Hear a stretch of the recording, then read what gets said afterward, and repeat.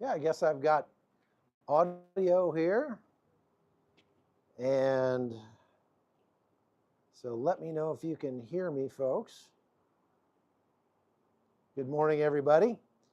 I'm if you recognize the scene here, I'm back on my balcony of my hotel in Armenia, and I just got back to Armenia. We've got another tour going, and it's going to be a great one. It's going to be a really fantastic tour. So looking forward to having some fun with another group of our viewers who have signed up for our Armenia tour. Also, we've already set the dates for our tour next summer. If you're interested in joining us in Armenia on one of these trips, you can do so. Well, we'll very shortly be posting the link for you to sign up for that. And so I highly recommend it. Armenia is an amazing, amazing place. And I know you're like, I get so many people, Romania. It's not Romania, it's Armenia. And even if you've never heard of it, it's an awesome, awesome place. So, oh, why do I always get this? It's hard to hear.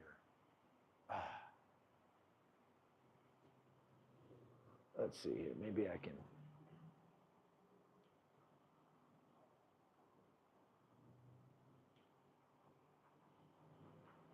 How about that?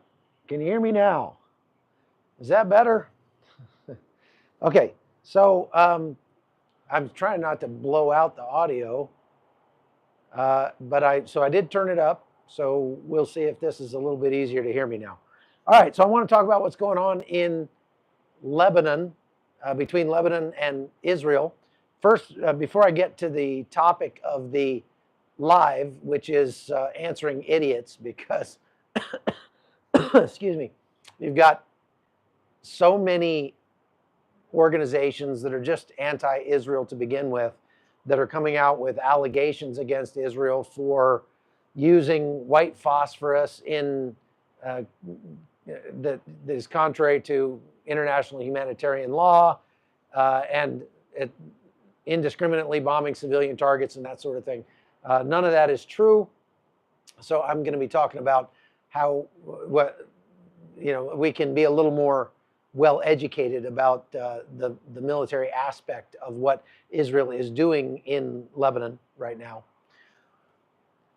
But before I do that, I wanted to just mention the attack. I don't know if you heard about this, but there was an attack yesterday on the U.S. Embassy in Beirut, and it was perhaps one gunman, perhaps three. They've arrested 5 people in relation to this attack. The gunman himself was shot several times and captured, so he's not dead, and nobody died. One of the guards guarding the U.S. Embassy was injured. But if you know anything about how U.S. embassies work, they don't usually employ Americans for that job. They'll usually employ people from the host nation to pull security for the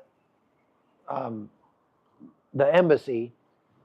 And so the outer ring of security for the embassy is always local security. So they actually got in the gunner or gunners actually got in a firefight with Lebanese military forces or security forces that were guarding the U.S. Embassy. So it wasn't U.S. Marines that were involved. The U.S. Marines guard the inner perimeter of the embassies around the world and not the outer perimeter. Marina Engelbrecht says, can you tell us about the fires in Israel? How much land was destroyed? Yeah, I was there. I just came from northern Israel, and there are a lot of wildfires in the north due to the shelling and the missile strikes coming out of Lebanon. This is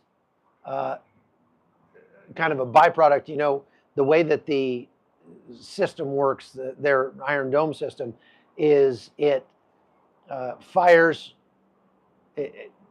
counter missiles at any rockets or missiles or drones that are coming in from Lebanon if they are headed for a populated area. So their system has a computer that artificial intelligence that calculates the trajectory of these missiles coming in. And if they're going to, hi Jamie, thank you very much. If they're going to hit in a civilian area, then they will shoot it down. If they're not going to hit in a civilian area, then they just let it go. And so these rockets will land on the side of a mountain or out in a forest or out in some farmer's field or something like that. And that's the majority of the missiles that get fired. There have been more than 2,000 rockets and missiles, separate strikes. So there have been more missiles than that, but they'll fire like 5 missiles in one strike. There have been more than 2,000 strikes since October 7th coming across from Lebanon alone. And the number of strikes has gone up over the last month by about 30% over the month of April. So the month of May was up 30% over April. The number of suicide drones is up 50% over the month of April.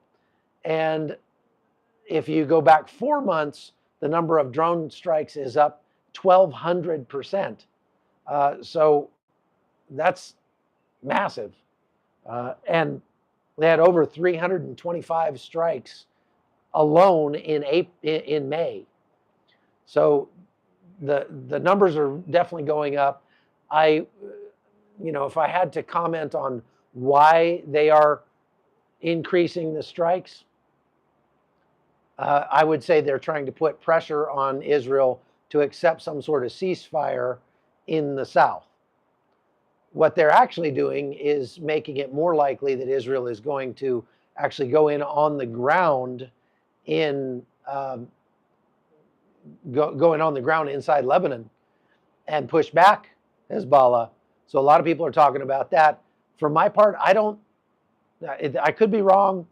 A lot of things can change, and Israel could very well be looking at some kind of limited ground incursion into Lebanon coming up in the next, let's say, 2 weeks. But I would say that they're going to have, that if they do go in on the ground, it's going to be limited. It's not going to be all out war.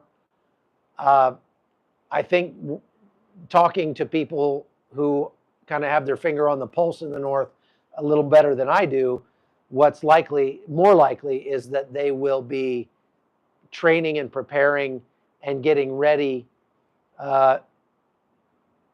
so they can do a more comprehensive war in the north sometime a year or maybe 2 years from now.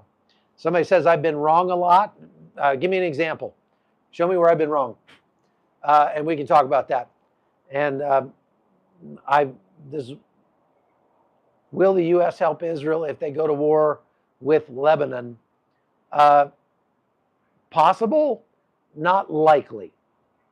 I think what they're trying to do, the Biden administration really desperately wants, I got the sun on this, I'm going to move this out of the sun a little bit. The Biden administration really desperately wants to get this over with by the time the election comes around. If he wants to be able to make the claim that he ended the war in Israel. And I pretty much guarantee he's going to make that claim whether or not the war is over. Question, is Hezbollah running out of their better rockets or starting to use cheaper, less reliable ones? No, they've been using their cheaper, less reliable ones more than they've been using their more expensive, more precise ones, from what I understand, since the beginning. But there's also some evidence that Hezbollah has been receiving updated weapons from Iran during the war, because the number of drones that has been coming into Israel has gone up, like I say, 1,200% in the last 4 months. And those drones are very new technology. They're not a type of technology that they have had in a bunker or in somebody's basement or something in storage for the last 5 or 10 years, because they didn't exist 5 or 10 years ago. So that's evidence that Iran is still supplying Hezbollah with newer weapons. Okay. Question: Did the U.S. release those precision-guided weapon shipments to Israel? I think they did. I think that there was so much pushback on them holding them up that they actually did an about-face and sent those to Israel. Now, let's talk about answering the idiots. Amnesty International, Relief Web, and many others have been accusing Israel of using banned white phosphorus munitions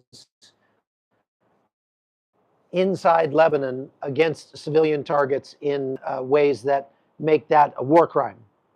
And this claim is untrue, almost completely untrue. And it's the claim is being made by people who either don't have any idea what they're talking about, or they do know what they're talking about, and they just are disingenuous enough to try to put that out.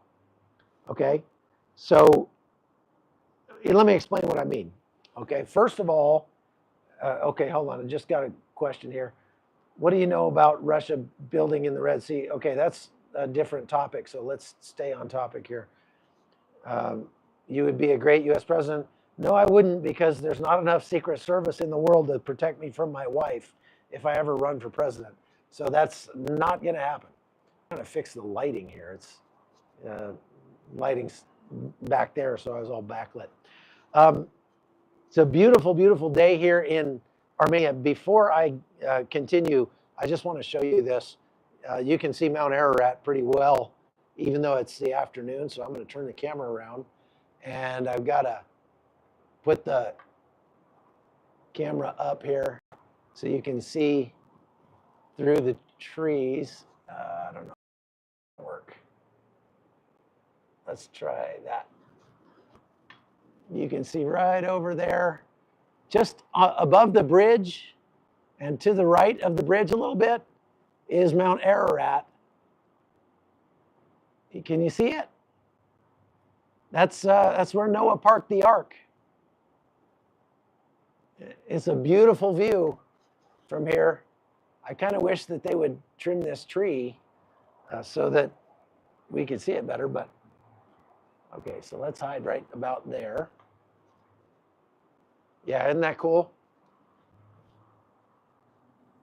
Mount Ararat is a beautiful mountain, one of the most beautiful mountains I've ever seen. Okay, so let's talk about these white phosphorus munitions that Amnesty International is publishing articles claiming that Israel is firing in contravention of international humanitarian law. First of all, one should start by pointing out that using white phosphorus munitions is not ipso facto a war crime. White phosphorus, there are several different uses for white phosphorus munitions. There are white phosphorus smoke munitions and white phosphorus incendiary munitions. The use of just simply using them is not a crime. It's not a war crime. Although many organizations will claim that it is, it's not. It's not a war crime. Now, they can be used against military targets. Incendiary can be used against military targets for, to set things on fire. And so the white phosphorus that we are seeing being used in Lebanon, is what's called an M825 artillery shell. These are 155 millimeter artillery shells that are designed to create a smoke screen.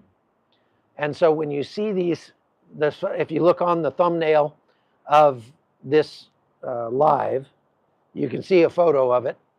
It looks like the shell explodes in the air, and then it spreads out and sends like a cascade of white streamers down to the ground.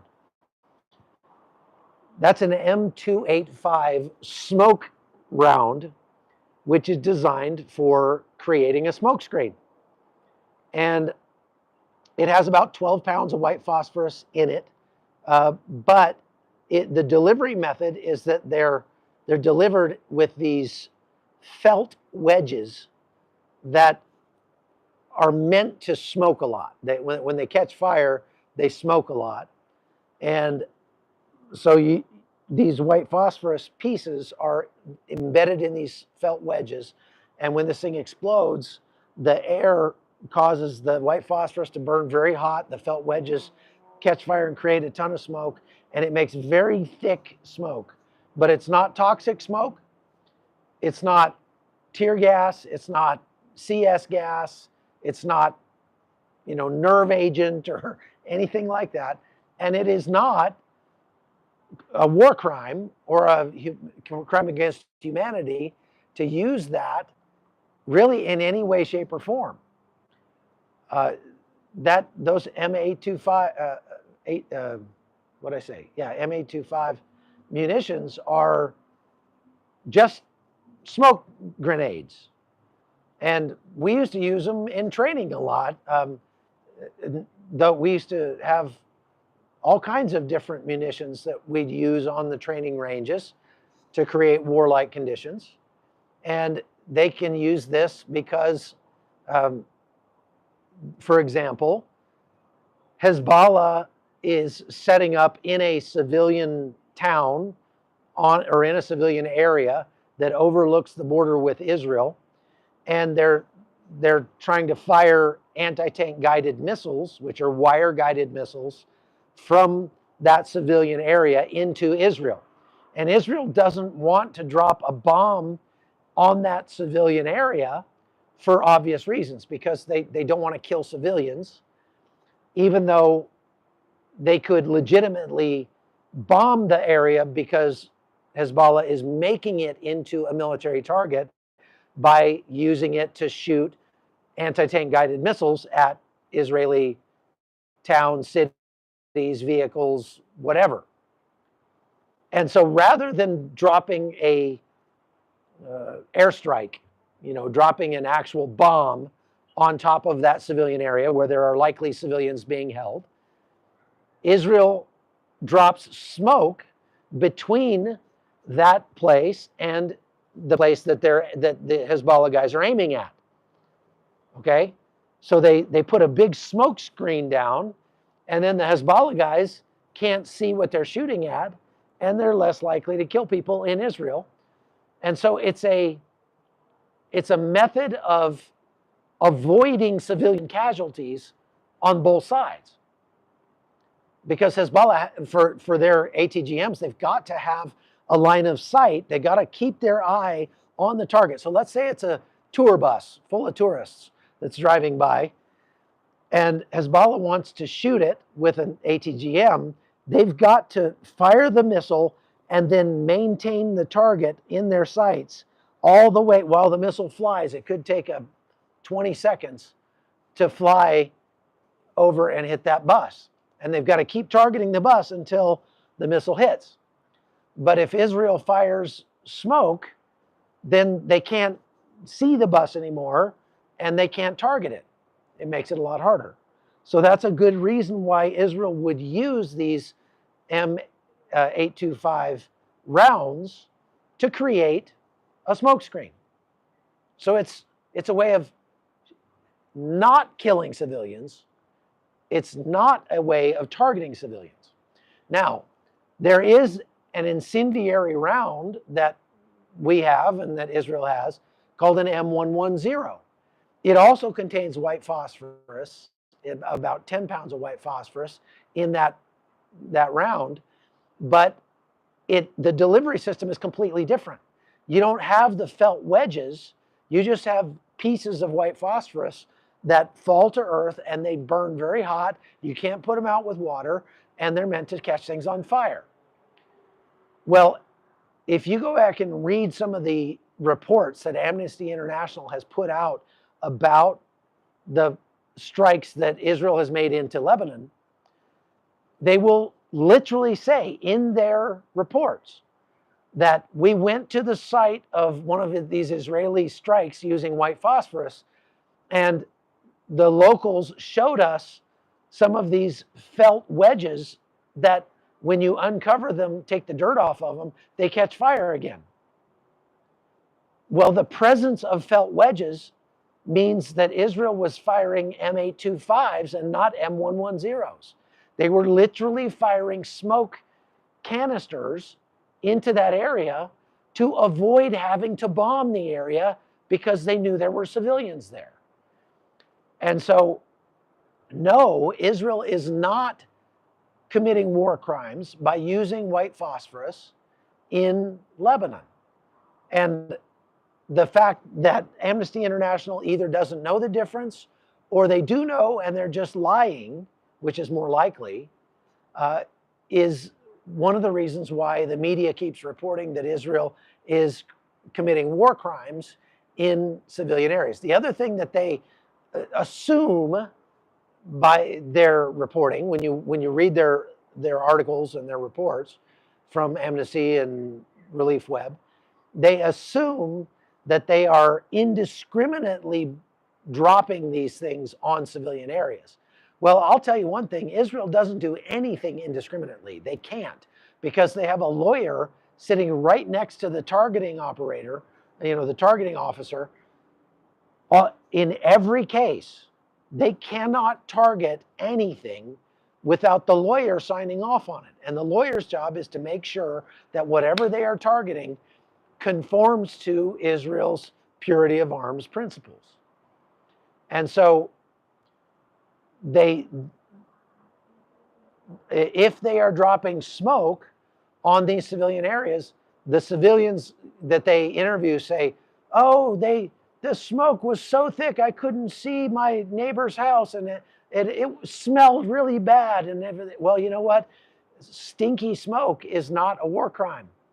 And dropping stinky smoke on a civilian area to avoid having to bomb that civilian area is an act of mercy when they could legitimately bomb the area, since Hezbollah is using that civilian area to target Israeli civilians. Now, you want to know who is targeting civilian areas? Is Hezbollah. Hezbollah has killed about 20 people since the beginning of the war. They would have killed many more if it weren't for the fact that Israel is able to shoot down all of these, most of the missiles that come across. But they've killed 20 people, and the majority of those people have been civilians. And I was in Kiryat Shimona less than a week ago and saw the effects of these missiles that Hezbollah keeps firing into Kiryat Shimona. The other reason they haven't killed more people is because Israel has evacuated 100,000 people from the north, and those people cannot go home and resume their lives. This is not points in Hezbollah's favor. The fact that they haven't killed more civilians is points in Israel's favor, because Israel has taken steps to protect their civilians.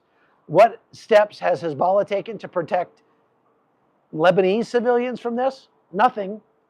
In fact, there's rumors that Hezbollah will not let civilians leave the south, forces them to stay in areas that they're going to be shooting at Israel from, because Hezbollah, like Hamas, desperately wants there to be civilian casualties.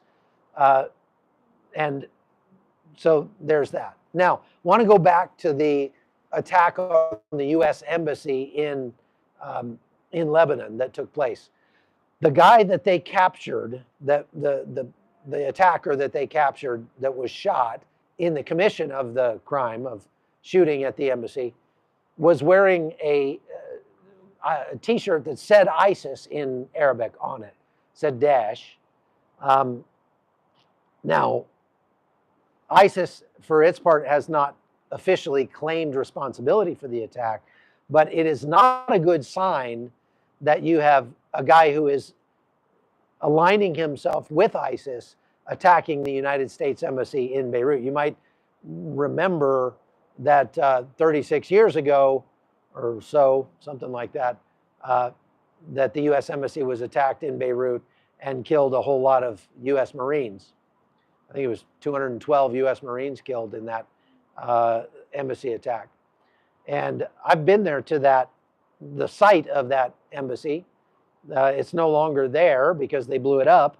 It's now on the airport grounds of the Beirut International Airport. And if you wanted, when we went there, we were doing a documentary about the 30th anniversary of the embassy attack. And so we wanted to film it. And they told us at the embassy, they told us when we got to the airport, we started asking around, hey, can we go film that pile of rubble over there that used to be the U.S. Embassy? And they said, you have to go ask permission from Hezbollah to do that. And we were like, where would we ask permission from Hezbollah? And they said, oh, it's just downstairs. Their office is in the airport downstairs. And so we're like, yeah, worth a try. So we walked downstairs and some guy led us through the hallway and to this back office. There were a couple of fat guys smoking cigarettes in there. And we're like, hey, we're journalists. We're doing a documentary about the 30th anniversary of the, thank you, 241 U.S. Marines. We're doing a documentary about the attack on the U.S. Embassy, and we'd like to film it. And the guy goes, if you take pictures of the embassy, your picture will be in the newspaper tomorrow.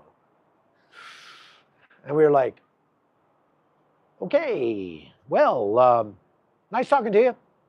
Thank you very much. And we left. And so we just got in our rental car and drove up the mountain because Beirut is it's right on the bottom of some very tall mountains. So we just drove up the mountain a little ways, got out our 600 millimeter lens with the doubler on it, and filmed the site of the embassy from up high outside the walls of the airport.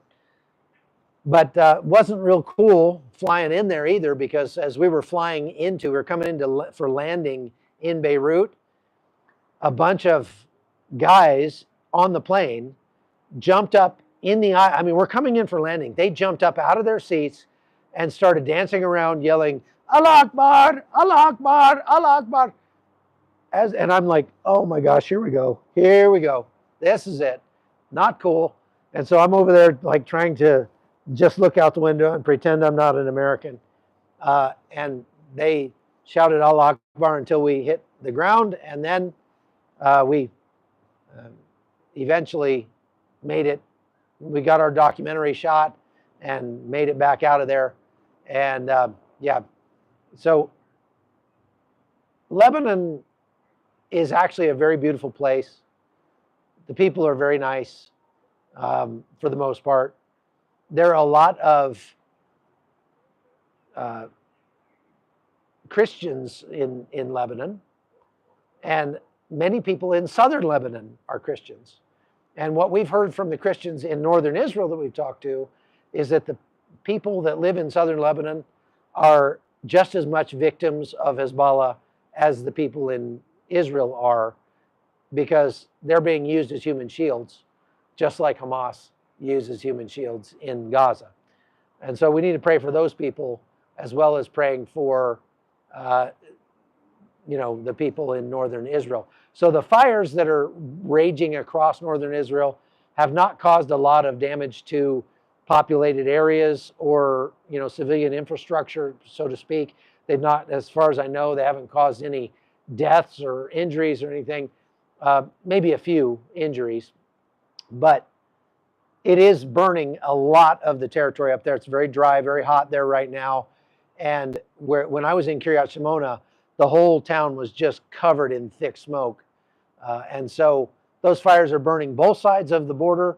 I also, I mentioned on a previous podcast, I interviewed a guy at a kibbutz that's literally right on the border. I mean, we got 10 feet from the border with Lebanon, and they've been receiving fire from Lebanon since the war began. Their orchards, they have hundreds of acres of cherries and apples and kiwis and all sorts of fruit that they grow on this farm, and they've been receiving a lot of fire from Lebanon. And so he took me to show me places where whole orchards of apples are burned. And I'll just end on this. The coolest thing that he said was he was walking through this apple orchard and everything's just burned to a crisp. Thank you, Maturity. I appreciate that. And he pulled a branch off of one of the apple trees and he said, look at this, it's all burned and wilted and brown. He said, but look inside, and he peeled the bark back. He said, it's still green on the inside. He said, it's still alive. This tree is still alive and it'll come back next year. It's just like Israel, just like Israel. So I thought that was a pretty cool thing. Anyway, I have to cut this short because I've got a dinner to go to, and so I appreciate you all coming on and listening. Please like and share the podcast. Hit that like button; it really does help. And go to chuckholton.com. You can subscribe over there, and you can get exclusive content that I'm not able. It's not that I'm just trying to keep stuff from the free people that subscribe over there. You can sign up there for free, but there are sometimes videos that I receive that are either too graphic or the source of them would not allow me to put them out to the public and broadcast them. It would either get me demonetized or kicked off of YouTube or something like that. And so I can put them there for just my paid subscribers, and you can get access to stuff that your friends are not getting access to. And so go to chuckholton.com and subscribe over there. It also helps sort of, you know, I get some income from YouTube, but YouTube, you know, is fickle, and it could cancel me at any time for my views on whatever. And so it kind of helps me to diversify a little bit and not have to rely on YouTube income. And so that's helpful in that way. So go to chuckholton.com and sign up over there. Anyway, that's all I've got for today. Thank you for watching, and we'll have a lot more content. I'll continue to comment on whatever's going on. If you have a question for me, if you're interested in the trip to Armenia next June, you can contact us at hotzoneholton@gmail.com. Send me an email, hotzoneholton@gmail.com. God bless you. God bless Israel. And we'll see you next time. Take care.